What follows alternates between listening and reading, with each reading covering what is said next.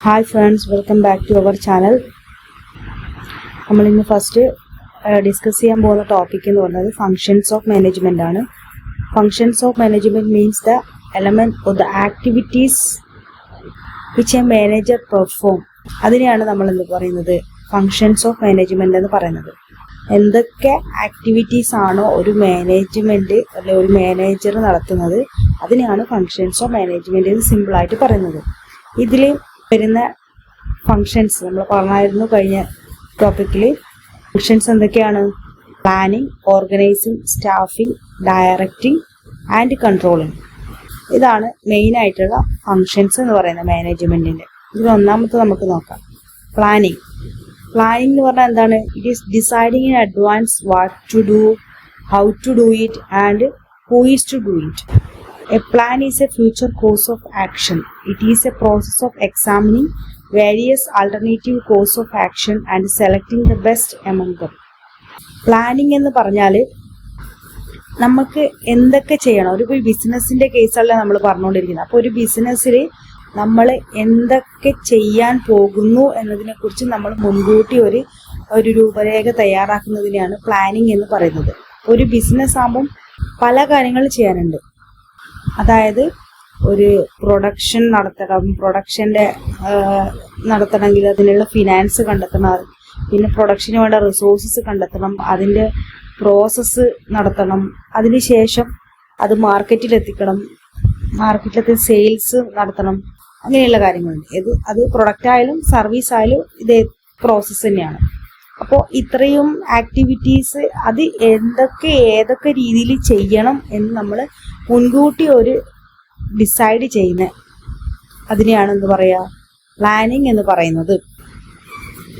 അതുപോലെ നമ്മളൊരു എക്സാമ്പിൾ പറഞ്ഞാൽ ഒരു ബിസിനസ് തുടങ്ങുമ്പോൾ അത് ഏത് ടൈപ്പ് ഓഫ് ബിസിനസ് തുടങ്ങണം. നമുക്ക് ഒരുപാട് ഓപ്ഷൻസ് ഉണ്ട്. ഏത് ടൈപ്പ് ഓഫ് പ്രൊഡക്റ്റ് ആണ് നമ്മൾ പ്രൊഡ്യൂസ് ചെയ്യേണ്ടത്, ഒരുപാട് ഓൾട്ടർനേറ്റീവ്സ് ഓപ്ഷൻസ് നമുക്കുണ്ട് നമ്മളെ മുമ്പിൽ.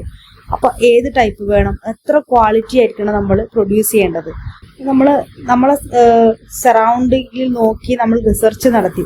അപ്പോൾ ഒരു പെർട്ടിക്കുലർ പ്രൊഡക്റ്റ് എങ്ങനെയായിരിക്കണം മാർക്കറ്റ് ചെയ്യേണ്ടത്, അല്ലെങ്കിൽ എത്ര പ്രൊഡ്യൂസ് ചെയ്യേണ്ടി വരും, നമ്മൾ ഏത് ഏരിയയിലാണ് ഇത് മാർക്കറ്റ് ചെയ്യാൻ ഉദ്ദേശിക്കുന്നത്, അപ്പോൾ അവിടുത്തെ ഏരിയയിലുള്ള ആൾക്കാർ, അവിടെ എത്രത്തോളം നമ്മുടെ പ്രൊഡക്റ്റ് ഡിമാൻഡ് ഉണ്ടാവും, ഇങ്ങനെയുള്ള കാര്യങ്ങളൊക്കെ നമ്മൾ അനലൈസ് ചെയ്യേണ്ടി വരും. അപ്പൊ ഇങ്ങനെയൊക്കെ അനലൈസ് ചെയ്തുകൊണ്ട് നമ്മൾ എന്ത് ചെയ്യുക, നമുക്ക് ബെസ്റ്റ് ആയിട്ടുള്ള ഒരു പ്രൊഡക്റ്റ് നമ്മൾ ചൂസ് ചെയ്യുന്നു. അല്ലെ എത്ര ക്വാണ്ടിറ്റിയോ ആ പ്രൊഡക്റ്റ് എത്ര ക്വാണ്ടിറ്റിയിലാണ് നമ്മൾ ഉണ്ടാക്കിയെടുക്കേണ്ടത്, അതിന്റെ ക്വാളിറ്റി എത്രത്തോളം ആവശ്യമാണ്, നമ്മളെ കസ്റ്റമേഴ്സ് ഏതൊക്കെയാണ്, ഇതൊക്കെ നോക്കി നമ്മൾ എന്ത് ചെയ്യണം, ഒരുപാട് ചോയ്സിൽ നിന്നും ഒരു പെർട്ടിക്കുലർ ചൂസ് ചെയ്യാൻ വേണ്ടി അതിന് നമ്മൾ ഏതൊരു കാര്യം നമ്മൾ എക്സാമിൻ ചെയ്യുന്നതിനാണ് എന്ത് ചെയ്യുക, പ്ലാനിങ് എന്ന് പറയുന്നത്. അടുത്തത് ഓർഗനൈസിങ്. ഓർഗനൈസിങ് എന്ന് പറയുന്നത് identification and grouping of activities to be undertaken and assigning them to different department. Identification and grouping of activities ആണ് എന്ത് പറയുന്നത്, ഓർഗനൈസിങ് എന്ന് പറയുന്നത്. ഓർഗനൈസിങ് നമ്മൾ നോർമലായിട്ട് യൂസ് ചെയ്യുന്നൊരു വേർഡ് തന്നെയാണ്, അതല്ലേ? അത് ഓർഗനൈസ് ചെയ്ത് വെക്കണം. എന്തുകൊണ്ടാണ് നമ്മൾ എന്താണ് ഉദ്ദേശിക്കുന്നത്, നല്ല രീതിയിൽ നമുക്ക് പെട്ടെന്ന് അറേഞ്ച് ചെയ്ത് നമ്മൾ നോർമലായിട്ട് പറയുന്നൊരു മീനിങ് നമ്മൾ നല്ല രീതിയിൽ അറേഞ്ച് ചെയ്ത് വെക്കാം. നമുക്ക് പെട്ടെന്ന് ആവശ്യം ഉണ്ടാകുമ്പോൾ നമുക്ക് വേണ്ട രീതിയിൽ അത് ഉപയോഗിക്കാൻ പറ്റണം, അതാണ്. അപ്പൊ നമ്മൾ നല്ല രീതിയിലാണ് അത് അറേഞ്ച് ചെയ്ത് വെച്ചിരിക്കുന്നെങ്കിൽ നമുക്ക് എന്ത് ചെയ്യാം, നമുക്ക് ആവശ്യം വരുമ്പോൾ അത് കൃത്യമായ രീതിയിൽ ഉപയോഗിക്കാൻ പറ്റും. സെയിം ആ ഒരു രീതിയിൽ തന്നെ ആലോചിച്ചാൽ നമ്മൾ പ്ലാൻ ചെയ്തു ആദ്യം എന്തൊക്കെ ചെയ്യണം, ആരൊക്കെ ചെയ്യണം, എങ്ങനെയൊക്കെ ചെയ്യണം എന്നൊക്കെ നമ്മൾ പ്ലാൻ ചെയ്തു മുൻകൂട്ടി. അപ്പോൾ ആ ചെയ്യേണ്ട കാര്യങ്ങൾ എന്തൊക്കെയാണ്, അതിനൊരു ഗ്രൂപ്പ് ചെയ്യണം, അല്ലെ? നല്ല രീതിയിൽ അത് പ്രൊഡക്ഷൻ ഏരിയ, അതുപോലെ മാർക്കറ്റിംഗ് ഏരിയ, ഫിനാൻസ് ഏരിയ, അങ്ങനെ ഇതിൽ പല ഡിപ്പാർട്ട്മെന്റ്സും ഉണ്ടല്ലോ. ഇതൊക്കെ നടത്താൻ വേണ്ടി ഡിഫറെന്റ് ഡിപ്പാർട്ട്മെന്റ്, നമ്മൾ 3 types of management, top, middle, lower ലെവലിന്. അപ്പോൾ ഇതൊക്കെ നടത്താൻ വേണ്ടി, ആക്ടിവിറ്റീസ് നടത്താൻ വേണ്ടി ഡിഫറെന്റ് ടൈപ്സ് ഓഫ് ഡിപ്പാർട്ട്മെന്റ്സിനായിട്ട് നമ്മൾ ഡിവൈഡ് ചെയ്തിട്ടുണ്ട്. അതിൽ മാർക്കറ്റിംഗ് ഉണ്ട്, ഫിനാൻസ് ഉണ്ട്, അങ്ങനെ ഒരുപാട് ഹ്യൂമൻ റിസോഴ്സസ് ഡിപ്പാർട്ട്മെന്റിന്റെ ഇതുപോലെ ഒരുപാട് ഡിപ്പാർട്ട്മെന്റ്സ് ഉണ്ട്. അപ്പോൾ ഏതൊക്കെ ആക്ടിവിറ്റീസ് ആരൊക്കെ ചെയ്യണം അല്ലെ, ഏതൊക്കെ ഏതൊക്കെ ഇതിൽ പ്ലാൻ ചെയ്തതിൽ ഏതൊക്കെ ആക്ടിവിറ്റീസ് ആണ് നമ്മൾ എന്തിനു കൊടുക്കേണ്ടത്, മാർക്കറ്റിംഗ് ഡിപ്പാർട്ട്മെന്റിന് കൊടുക്കേണ്ടത്, ഏതൊക്കെ ആക്ടിവിറ്റീസ് ആണ് ഫിനാൻസ് ഡിപ്പാർട്ട്മെന്റ് ചെയ്യാൻ പോകുന്നത്, ഇതുപോലുള്ള കാര്യങ്ങളാണ് നമ്മൾ ഓർഗനൈസിംഗിൽ വരുന്നത്. It involves creating authority and responsibility. It provide framework of an organisation to attain the objective of organisation. അപ്പോൾ ഇത് നമ്മൾ അസൈൻ ചെയ്യുന്നതോടുകൂടി, ഇത് അസൈൻ ചെയ്യലാണ് ഓർഗനൈസിങ് എന്ന് പറയുന്നത്. അപ്പോൾ ഇത് നമ്മൾ അസൈൻ ചെയ്യുമ്പോൾ നമുക്ക് കിട്ടും നമ്മുടെ ഒരു ഓവറോൾ ഐഡിയ കിട്ടും. നമ്മളെ ബിസിനസ് ഒബ്ജക്റ്റീവ് അച്ചീവ് ചെയ്യാനുള്ള ഒരു നമുക്ക് സ്ട്രക്ചർ നമുക്ക് ഇതിൽ നിന്ന് ഓർഗനൈസേഷൻ എന്ത് ചെയ്യും, നമുക്ക് ഓർഗനൈസിങ് വഴി കിട്ടുന്നതായിരിക്കും. ഒന്നാമത്തേന്ന് പറയുന്നത് സ്റ്റാഫിംഗ്. സ്റ്റാഫിംഗ് എന്ന് പറഞ്ഞാൽ എന്താണ്? Staffing human resources, recruitment and selection of right person at a right place in a right time. It is concerned with the human resources. It is also include training, promotion, transfer, remuneration. എന്താണ് സ്റ്റാഫിങ്ങിൽ പറയുന്നത്? നമ്മൾ ഏതൊക്കെ duty ആരൊക്കെ ചെയ്യണം എന്നൊക്കെ പറഞ്ഞു അല്ലെ, ഓരോ ഡിപ്പാർട്ട്മെന്റ് ഉണ്ടെന്ന് പറഞ്ഞു. ആ ഒരു ഡിപ്പാർട്ട്മെന്റ് ആയാലും അതിൽ നമ്മൾ പിന്നെയും ആക്ടിവിറ്റീസിനൊക്കെ ഡിവൈഡ് ചെയ്യും. ഓരോ ഡിപ്പാർട്ട്മെന്റിൽ നമ്മൾ ആക്ടിവിറ്റീസ് ഡിവൈഡ് ചെയ്യുന്നുണ്ട്. സബ് ഡിപ്പാർട്ട്മെന്റ് അല്ലെങ്കിൽ സബ്സിസ്റ്റ് ആയിട്ടൊക്കെ ഡിവൈഡ് ചെയ്തിട്ടാണ് വർക്ക് ചെയ്യുന്നത്. നമ്മൾ പ്രാക്ടിക്കലി അങ്ങനെയാണ് വർക്ക് ചെയ്യുന്നത്. അപ്പോൾ തന്നെ നമ്മൾ ഓരോ വർക്കും ആരാണ് ചെയ്യാൻ പോകുന്നത്, നമ്മൾ അസൈൻ ചെയ്ത വർക്ക് ആരാണ് ചെയ്യാൻ പോകുന്നത്, ഇൻഡിവിജ്വലിനെ നമ്മൾ സെലക്ട് ചെയ്യണം അല്ലേ. അതായത് നമ്മുടെ ഓർഗനൈസേഷന്റെ ബിസിനസിന്റെ നേച്ചർ അനുസരിച്ച് നമുക്ക് വേണ്ട ഇൻഡിവിജ്വൽസ്, നമുക്ക് വേണ്ട എംപ്ലോയീസിനും ഡിഫറൻസ് ഉണ്ടാവും. ഇപ്പോൾ ഒരു നോർമൽ ആയിട്ടുള്ള ഒരു ഗ്രോസറി ഷോപ്പിൽ വേണ്ട ആളും അതുപോലെ തന്നെ ഒരു സോഫ്റ്റ്വെയർ കമ്പനി കൊടുക്കാം. ഒരു സോഫ്റ്റ്വെയർ കമ്പനി ആകുമ്പോൾ അവിടെ നമുക്ക് സോഫ്റ്റ്വെയർ അനലിസ്റ്റ് പോലുള്ള ആ ഒരു ഏരിയയിൽ പ്രൊഫഷണൽ ആയിട്ടുള്ള സ്കില്ലുള്ള ആൾക്കാരായിരിക്കും ചൂസ് ചെയ്യുക. ഒരു ഗ്രോസറി ഷോപ്പിലാണെങ്കിൽ നോർമലായിട്ട് ഒരു സെയിൽസ്മാൻ, ഒരു ബില്ലിംഗ് ആയിട്ടുള്ള ആൾക്കാരാണ്, ആ ക്വാളിഫിക്കേഷൻ ഉള്ള ആൾക്കാരാണ് നമ്മൾ സെലക്ട് ചെയ്യുക. അപ്പൊ നമ്മുടെ ഓർഗനൈസേഷന്റെ നേച്ചർ എന്താണോ അല്ലെങ്കിൽ നമ്മുടെ ഓർഗനൈസേഷന്റെ ആവശ്യകത എന്താണോ അതിനനുസരിച്ച് നമ്മൾ ആൾക്കാരെ റിക്രൂട്ട് ചെയ്യണം അല്ലെ. അവർക്ക് നമ്മൾ റിക്രൂട്ട് ചെയ്താൽ മാത്രം പോരാ, അവരെ സെലക്ട് ചെയ്ത് നമ്മൾ അവർക്ക് ട്രെയിനിങ് കൊടുത്ത് അവരുടെ കഴിവുകളെ മാക്സിമം പുറത്തേക്കെടുത്ത് നമ്മുടെ ഓർഗനൈസേഷൻ ഗോൾ അച്ചീവ് ചെയ്യണം. അതാണ് സ്റ്റാഫിംഗ് എന്ന് പറയുന്നത്. ദെൻ അടുത്തത് ഡയറക്റ്റിംഗ്. ഡയറക്റ്റിംഗ് എന്ന് പറയുന്നത് it means giving instruction and guidance to subordinate to achievement of group goals.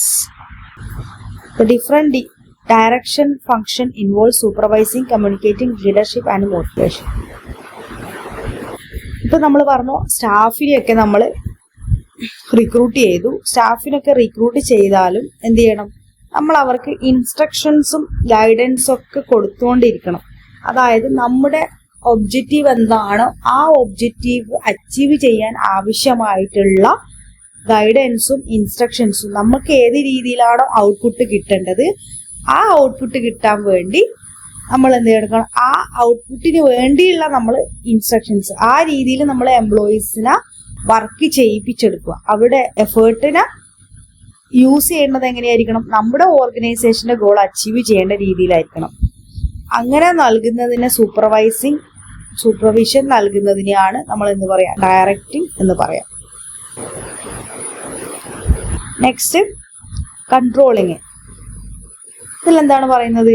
It is a process ensure that the activities are being done according to the plan. The controlling functions involve comparison of actual performance with the standard performance and rectify the errors or taking corrective steps.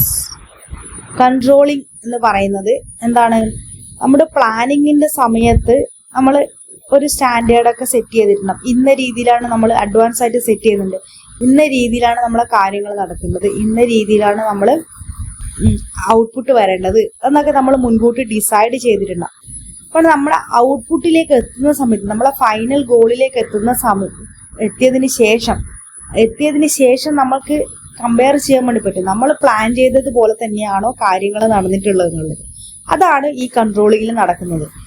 നമ്മളെ first step set ചെയ്ത പ്ലാനും നമ്മളെ ഔട്ട്പുട്ടും നമ്മുടെ റിസൾട്ടും എന്താണ്, അതിലെന്തെങ്കിലും മാറ്റങ്ങളുണ്ടോ, അത് മെഷർ ചെയ്യുക. അത് മെഷർ ചെയ്ത് നോക്കുക. അതായത് നമ്മുടെ ആക്ച്വൽ പെർഫോമൻസും നമ്മൾ മുന്നേ സെറ്റ് ചെയ്ത സ്റ്റാൻഡേർഡ് പെർഫോമൻസും സെയിം ആണോ, അതിനെന്തൊക്കെ അതിനെന്തെങ്കിലും വേരിയേഷൻസ് ഉണ്ടോ, അതിനെന്തെങ്കിലും മിസ്റ്റേക്സ് ഉണ്ടോ, ആ മിസ്റ്റേക്സ് ഒക്കെ നമ്മൾ എന്ത് ചെയ്യണം, കറക്റ്റ് ചെയ്യണം. കറക്റ്റ് ചെയ്തിട്ട് അതിന് വേണ്ട ആക്ഷൻസ് എടുക്കണം. ഇതാണ് കൺട്രോളിങ്ങിൽ നടക്കുന്നത്. ഇത്രയാണ് മെയിനായിട്ടുള്ള 5 ഫങ്ഷൻസ് ആണ് മാനേജ്മെന്റിനുള്ളത്. ഇത് ജസ്റ്റ് നമ്മളൊന്ന് സിമ്പിളായിട്ട് പഠിക്കുന്നുള്ളൂ. അപ്പോൾ ഇനി വരാൻ പോകുന്ന ചാപ്റ്റേഴ്സിൽ ഇതിനെക്കുറിച്ച് ഡീറ്റെയിൽ ആയിട്ട് പഠിക്കാം. അതുകൊണ്ട് ഇതിപ്പോൾ ഞാൻ ജസ്റ്റ് ഒന്ന് പറയുന്നത് മാത്രമേ ഉള്ളൂ.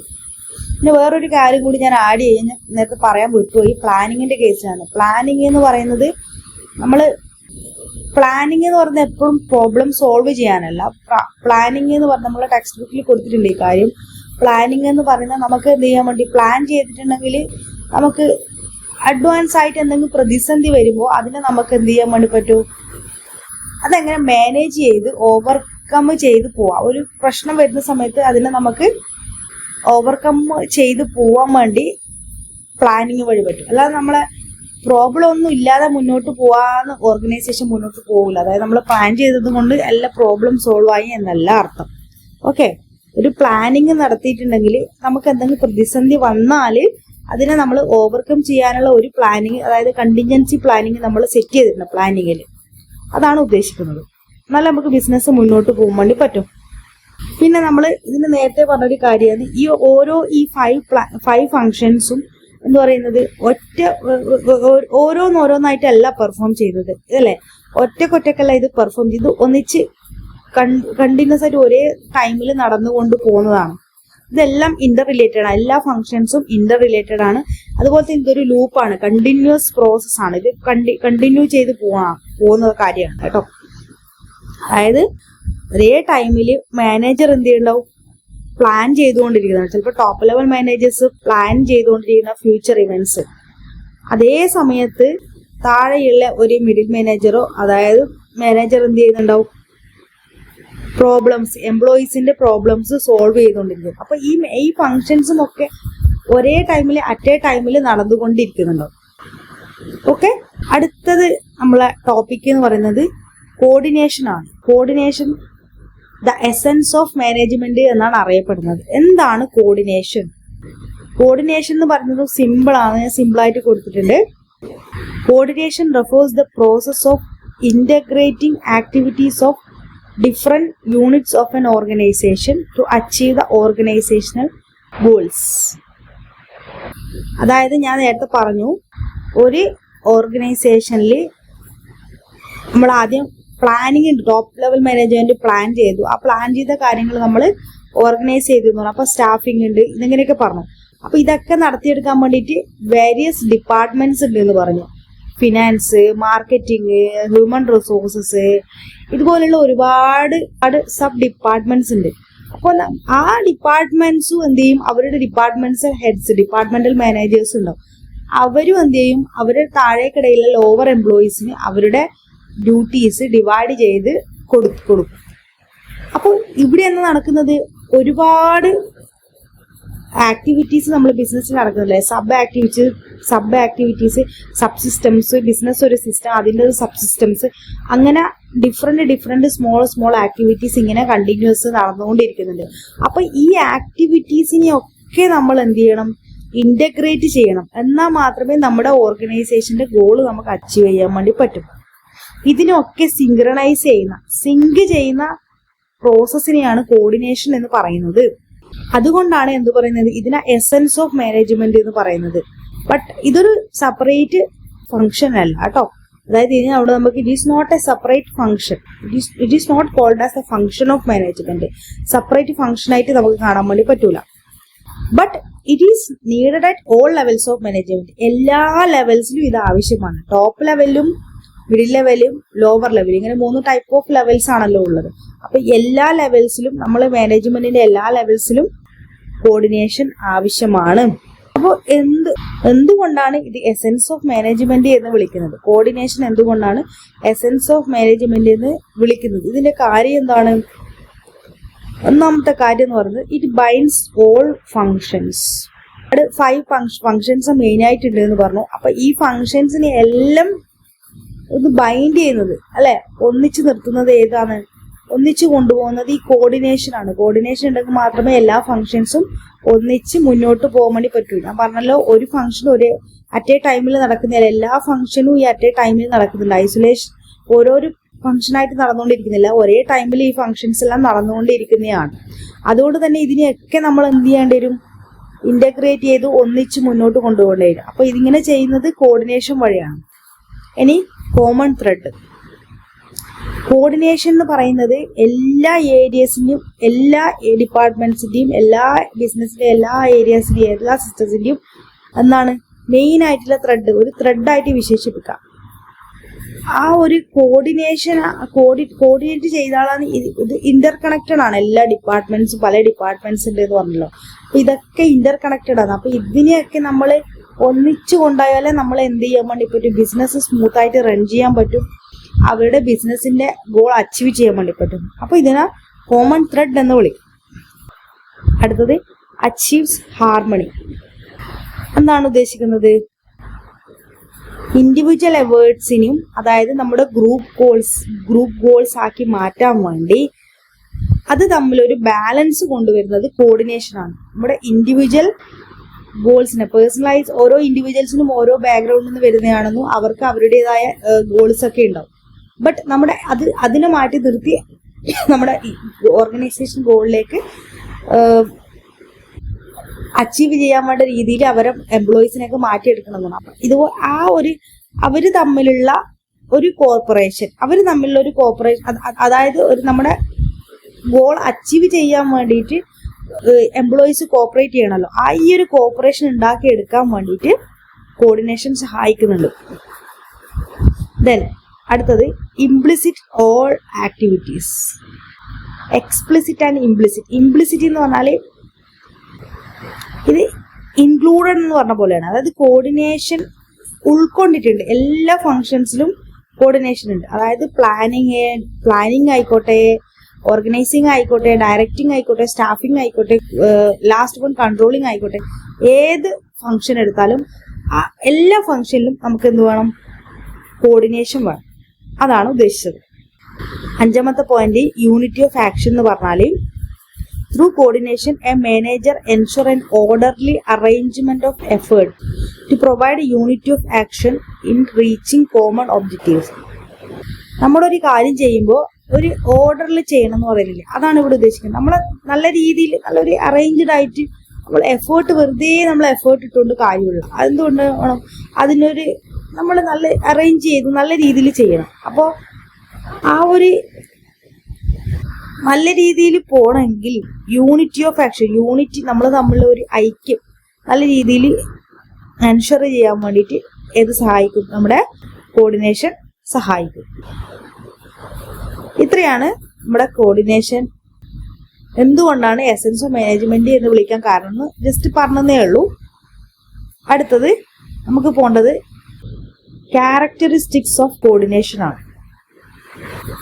എന്തൊക്കെയാണ് കോർഡിനേഷന്റെ ക്യാരക്ടറിസ്റ്റിക്സ് നോക്കാം ഓരോന്നായിട്ട്. Integrates group effort. Coordination unifies diverse and unrelated interests to a single purposeful work activity. It provides a common focus to ensure that the team performance happens as scheduled. Integrate group effort നമ്മളിപ്പം പറഞ്ഞ കാര്യം തന്നെയാണ്. അതായത് നമ്മളൊരു single interest, ഒരു വ്യക്തി, ഒരു employee ആരായിക്കോട്ടെ, അവർക്ക് എന്താ അവരുടേതായ പേഴ്സണൽ ഇൻട്രസ്റ്റ് ഒക്കെ ഉണ്ടാവും എന്ന് പറഞ്ഞു. അപ്പോൾ അതിനെ നമ്മൾ എന്ത് ചെയ്യണം, നമ്മുടെ ഓർഗനൈസേഷൻ ഗോളിലേക്ക് നമ്മൾ ആ ഗോൾ അച്ചീവ് ചെയ്യാൻ വേണ്ടി നമ്മൾ എഫേർട്ട് ഇടണം. ആ ഒരു എഫേർട്ട് കൊണ്ടുവരുന്നത് ഏതാണ്, കോർഡിനേഷനാണ്. അതുപോലെ തന്നെ നമ്മുടെ വർക്ക് നടക്കുന്നത് അക്കോർഡിംഗ് ടു ദ പ്ലാൻ, അതായത് നമ്മൾ മുന്നേ പ്ലാൻ ചെയ്ത് വെച്ച, ഷെഡ്യൂൾ ചെയ്ത് വെച്ച പ്രകാരമാണ് ആക്ടിവിറ്റീസ് മുന്നോട്ട് പോകുന്നത്, ടീം വർക്കായിട്ടാണ് പോകുന്നത്, നമുക്ക് എന്ത് ചെയ്യാൻ വേണ്ടി പറ്റും, കൺഫേം ചെയ്യാൻ വേണ്ടിയിട്ട് കോർഡിനേഷൻ സഹായിക്കും. Okay, next point ensure unity of action. Unity of action എന്നാണ്, ഡിഫറെന്റ് ഡിപ്പാർട്ട്മെന്റ്സ് ഉണ്ട്. അപ്പൊ അവരൊക്കെ തമ്മിലുള്ള കോർഡിനേഷൻ, അവർ തമ്മിലുള്ള കോർപ്പറേഷൻ ഇന്റർ റിലേറ്റഡ് ആണ് എല്ലാവരും. അത് ഓരോ ആക്ടിവിറ്റി, ഇപ്പൊ ഒരു പ്രൊഡക്ഷൻ നല്ല രീതിയിൽ നടക്കണമെങ്കിൽ നമുക്ക് അതിന് എന്ത് വേണം, റിസോഴ്സസ് വേണം. അതുപോലെ തന്നെ നമ്മൾ ഒരു എക്സാമ്പിൾ പറഞ്ഞാൽ, ഇപ്പൊ ഒരു പ്രോഡക്റ്റ് ഉണ്ടാക്കാൻ വേണ്ടി നമ്മൾ തീരുമാനിക്കുന്നു, ഇത്ര ക്വാണ്ടിറ്റി ഓഫ് പ്രോഡക്റ്റ് ഉണ്ടാക്കാൻ വേണ്ടി തീരുമാനിക്കുന്നു. അത് വിത്തിൻ ദ ടൈമിലാണ് നമ്മൾ പറഞ്ഞ എഫിഷ്യന്റ് ആയിട്ട് യൂസ് വേണ്ടത് കൊണ്ട് തന്നെ നമ്മൾ വിത്തിൻ ദ ഇത്ര ടൈമിൽ ഉണ്ടാക്കും. ബട്ട് നമുക്ക് സ്കേഴ്സ് റിസോഴ്സസ് ആണ്, റിസോഴ്സസ് അവൈലബിൾ അല്ല. അതുകൊണ്ട് തന്നെ റിസോഴ്സസിന് നമ്മൾ മെറ്റീരിയൽ ഒക്കെ വാങ്ങാൻ കുറച്ച് ഹൈ റേറ്റ് ആവശ്യമാണ്. അങ്ങനെ ഹൈ കോസ്റ്റ് ആവശ്യമാകുന്ന സമയത്ത് നമ്മൾ ആരെ സമീപിക്കണം? ഫിനാൻസ് ഡിപ്പാർട്ട്മെന്റ് ആണ് ഈ ഫിനാൻസിന്റെ കാര്യങ്ങളൊക്കെ തീരുമാനിക്കുന്നത്, ക്യാഷിന്റെ കാര്യങ്ങളൊക്കെ. അപ്പൊ അവരുടെ കൂടി സഹകരണം, ഡിപ്പാർട്ട്മെന്റിന്റെ സഹകരണം കൂടി നമുക്ക് ആവശ്യമാണ്. നമുക്ക് ഫിനാൻസ്, ക്യാഷ്, ഇതിനു വേണ്ടിയിട്ടുള്ള ഫിനാൻസ് ലഭിക്കാൻ വേണ്ടി പ്രൊഡക്ഷൻ ഡിപ്പാർട്ട്മെന്റിന് ഈ ഫിനാൻസ് ഡിപ്പാർട്ട്മെന്റുമായിട്ട് ബന്ധപ്പെടേണ്ടത്. അപ്പോൾ എല്ലാ ആക്ടിവിറ്റീസും എല്ലാ ഡിപ്പാർട്ട്മെന്റ്സും തമ്മിൽ ഇന്റർ കണക്റ്റഡ് ആണ്. എല്ലാ ഡിപ്പാർട്ട്മെന്റും തമ്മിൽ ഇന്റർ കണക്റ്റഡ് ആയിട്ടാണ് പോകുന്നത്. അപ്പൊ ഇങ്ങനെ നല്ല രീതിയിൽ കോൺഫ്ലിക്റ്റ് ഇല്ലാണ്ട് മുന്നോട്ട് പോകണമെങ്കിൽ എന്താവശ്യമാണ്? കോർഡിനേഷൻ ആവശ്യമാണ്.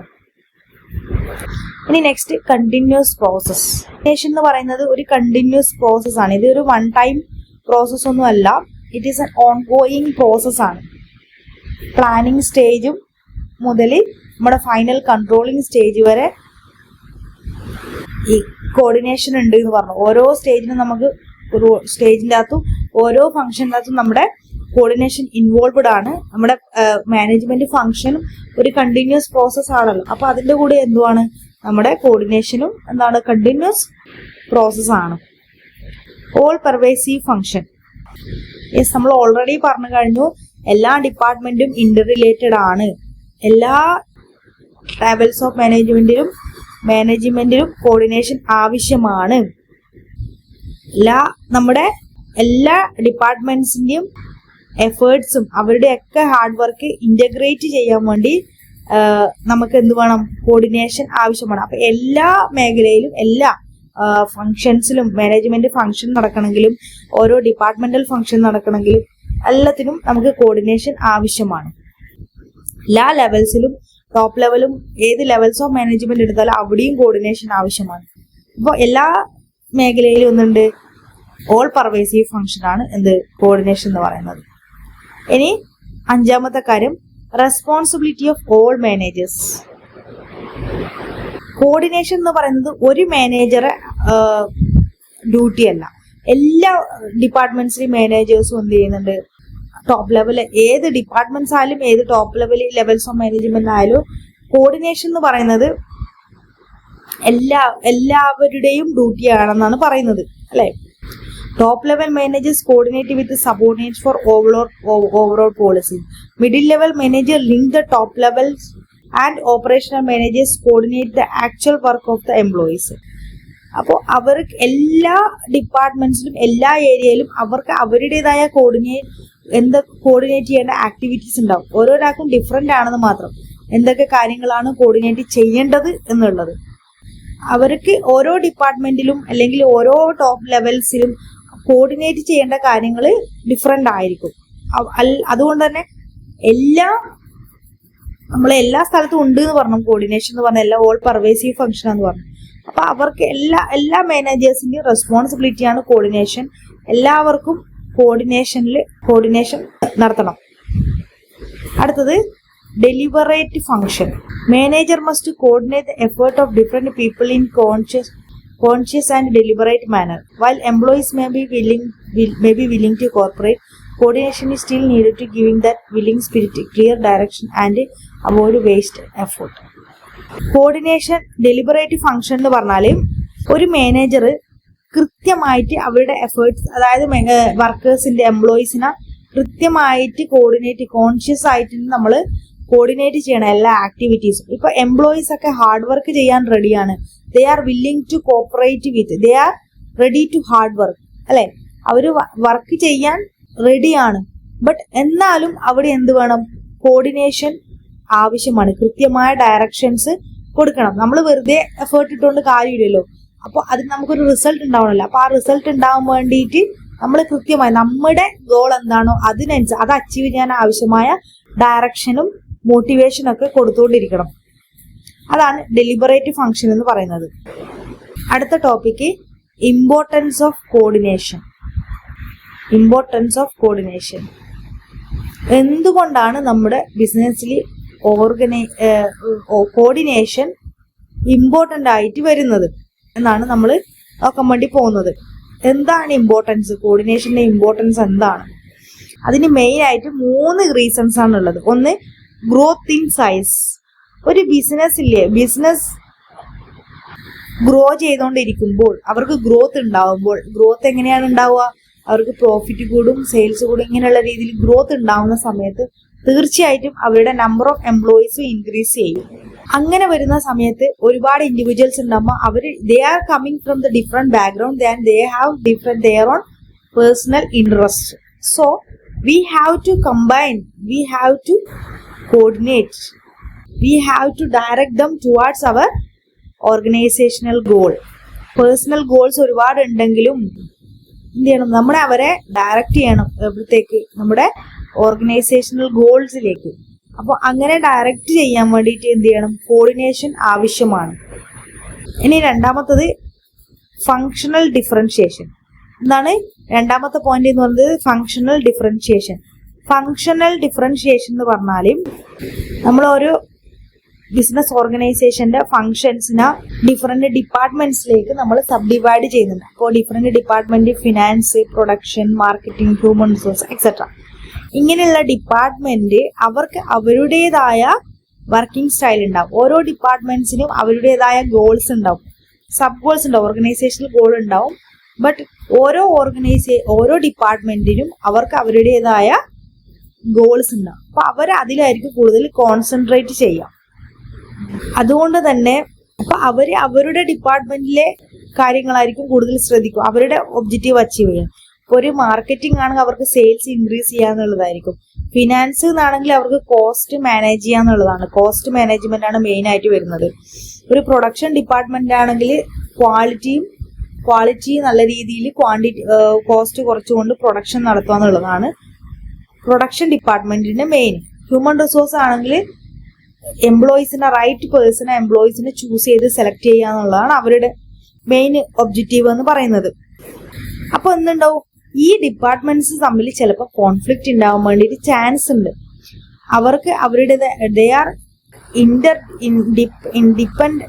ഇന്റർഡിപെൻഡന്റ് ആണ്. All the departments are interdependent and need information from each other. അവർക്ക് എന്തുണ്ട്? എല്ലാ ഡിപ്പാർട്ട്മെന്റുമായിട്ട് കണക്ട് ചെയ്യേണ്ടി വരും. അതായത് ഡിഫറെന്റ് ഡിപ്പാർട്ട്മെന്റ്സ് ഉണ്ട്. ആ ഡിഫറെന്റ് ഡിപ്പാർട്ട്മെന്റ് ഇന്റർ റിലേറ്റഡ്. അവർക്ക് ഡിപ്പെൻഡ് ചെയ്യേണ്ടി, ഒരു ഡിപ്പാർട്ട്മെന്റിനെ മറ്റൊരു ഡിപ്പാർട്ട്മെന്റ് ഡിപ്പെൻഡ് ചെയ്യേണ്ടി വരും തീർച്ചയായിട്ടും. ഇപ്പോൾ നമ്മൾ നേരത്തെ പറഞ്ഞ പോലെ ഒരു പ്രൊഡക്ഷൻ ഡിപ്പാർട്ട്മെന്റിന് പ്രൊഡക്ഷൻ നടത്തണമെങ്കിൽ അവർക്ക് മെറ്റീരിയൽ വാങ്ങാൻ ക്യാഷ് വേണമെങ്കിൽ തീർച്ചയായിട്ടും ഫിനാൻസ് ഡിപ്പാർട്ട്മെന്റിനെയാണ് അവർ കൺസേൺ ചെയ്യേണ്ടത്. അപ്പോൾ അതുപോലെ തന്നെ ഇപ്പൊ ഒരു സെയിൽസ് ഇൻക്രീസ് ചെയ്യും. ഇങ്ങനെ മാർക്കറ്റിംഗ് ആണെങ്കിൽ അവർക്ക് അഡ്വർടൈസ്മെന്റ് നടത്തണം, അതിന് ക്യാഷ് വേണം. അപ്പൊ അവര് ഫിനാൻസ് ഡിപ്പാർട്ട്മെന്റുമായിട്ട് ബന്ധപ്പെടും. ഇങ്ങനെ പല പ്രൊഡക്ഷൻ ഡിപ്പാർട്ട്മെന്റ് സെയിൽ നടത്താൻ വേണ്ടി സെയിൽസ് ഡിപ്പാർട്ട്മെന്റ് ആയിട്ട് ബന്ധപ്പെടും. ഇങ്ങനെ പല രീതിയിൽ ഡിപ്പാർട്ട്മെന്റ്സ് ഇന്റർ കണക്റ്റഡ് ആയിരിക്കും. അപ്പൊ ഇതിനെയൊക്കെ കോർഡിനേഷൻ, അപ്പൊ ഇവിടെയൊക്കെ എന്തൊക്കെ ആവശ്യം? അപ്പൊ ഇവരെയൊക്കെ ആക്ടിവിറ്റീസ് ലിങ്ക് ചെയ്ത് കോർഡിനേറ്റ് മുന്നോട്ട് പോകണമെങ്കിൽ കോർഡിനേഷൻ ആവശ്യമാണ്. ഇതാണ് പറയുന്നത്. ഇപ്പൊ മൂന്നാമത്തെ പോയിന്റ് എന്ന് പറയുന്നത് സ്പെഷ്യലൈസേഷൻ എന്ന് പറഞ്ഞാൽ നമ്മുടെ മോഡേൺ ബിസിനസ്സിൽ ടെക്നോളജി ഒരുപാട് ഇൻക്രീസ് ചെയ്തുകൊണ്ടിരിക്കുന്ന ടൈമാണ്, കൂടി വരുന്ന ടൈം. അതുകൊണ്ട് തന്നെ സ്പെഷ്യലിസ്റ്റിനെ നമ്മൾ അപ്പോയിന്റ് ചെയ്യും. ഒരു ഓർഗനൈസേഷൻ ഒന്നിലധികം സ്പെഷ്യലിസ്റ്റ് ഉണ്ടാവും. അവർക്ക് അവരുടേതായ ഏരിയയിൽ സ്പെഷ്യലിസ്റ്റ് ഉണ്ടാവും. അപ്പൊ അവരൊരിക്കലും മറ്റൊരു സ്പെഷ്യലിസ്റ്റിന് എടുക്കുന്ന ഡിസിഷൻസ്, അഡ്വൈസ് എടുക്കാൻ വേണ്ടി ഇഷ്ടപ്പെടൂല. അവരുടെ ഏരിയയിൽ അവർ എക്സ്പേർട്ട് ആയിരിക്കും. അതുകൊണ്ട് തന്നെ അവർ മറ്റുള്ളവരെ അഡ്വൈസ്, ആ ഒരു ഒപ്പീനിയൻ അവരെടുക്കാൻ റെഡി ആയിരിക്കില്ല. അപ്പൊ ഇവര് തമ്മിൽ കോൺഫ്ലിക്റ്റ് ഉണ്ടാവാൻ വേണ്ടി ചാൻസ് ഉണ്ട്, അവരുടെ അപ്രോച്ചസ് ഡിഫറെന്റ് ആയതുകൊണ്ട് തന്നെ. സോ ഇതിന് ഇങ്ങനെ ഒരു കോൺഫ്ലിക്റ്റ് ഇല്ലാതെ ബാലൻസ് ആയി സ്പെഷ്യലിസ്റ്റ് തമ്മിൽ ബാലൻസ്ഡ് ആയിട്ട് പോകണമെങ്കിൽ തീർച്ചയായിട്ടും കോർഡിനേഷൻ ആവശ്യമാണ്. ഇപ്പൊ ഒരു ബിസിനസ്സിൽ പ്രശ്നങ്ങളില്ലാതെ പോവാനും അതുപോലെ യൂണിറ്റി ഓഫ് ആക്ഷൻ. അവർ തമ്മിലുള്ള യൂണിറ്റി ആവശ്യമാണല്ലോ. എല്ലാ ഡിപ്പാർട്ട്മെന്റ്സും തമ്മിൽ നല്ല സ്മൂത്ത് ആയിട്ട് നല്ല രീതിയിൽ യൂണിറ്റി ഉണ്ടാവാൻ വേണ്ടിയിട്ടും ഐക്യം ഉണ്ടാവാൻ വേണ്ടിയിട്ടും, അതുപോലെ തന്നെ എഫിഷ്യൻസി, അവർക്ക് ഒബ്ജക്റ്റീവ്സ് എഫിഷ്യന്റ് ആയിട്ട് നമ്മുടെ മാനേജ്മെന്റിന്റെ ഒബ്ജക്റ്റീവ് അച്ചീവ് ചെയ്യണം without conflict and waste of effort. അങ്ങനെ വേസ്റ്റ് ഓഫ് എഫേർട്ട് വേസ്റ്റ് ആവാതെ മിനിമം കോൺഫ്ലിക്റ്റ് രീതിയിൽ നമ്മുടെ ബിസിനസിന്റെ ഒബ്ജക്റ്റീവ്സ് അച്ചീവ് ചെയ്യാൻ വേണ്ടി ഹെൽപ്പ് ചെയ്യാനും കോർഡിനേഷൻ അത്യാവശ്യമാണ്. സോ ഫൈനലായിട്ട് നമുക്ക് ഒന്നുകൂടി പറയാം, കോർഡിനേഷൻ എന്ന് പറയുന്നത് it is not a function of management, it is not a just function of management, it is the essence of management. It integrates individual effort into a purposeful team activities. Individual എഫേർട്ടിനെ convert ചെയ്ത് നമ്മുടെ team activity ആക്കി, team എഫേർട്ടാക്കി മാറ്റുന്നതിനെയാണ് coordination എന്ന് പറയുന്നത്. So ഇത്രയാണ് നമ്മൾ ഇന്ന് ഡിസ്കസ് ചെയ്യുന്നത്. നിങ്ങളെ ഡൗട്ട്സ് എന്തെങ്കിലും അഭിപ്രായങ്ങൾ ഒക്കെ ഉണ്ടെങ്കിൽ കമന്റ്സ് ആയിട്ട് അറിയിക്കുക. Thank you. അടുത്ത വീഡിയോയിൽ കാണാം. ബൈ.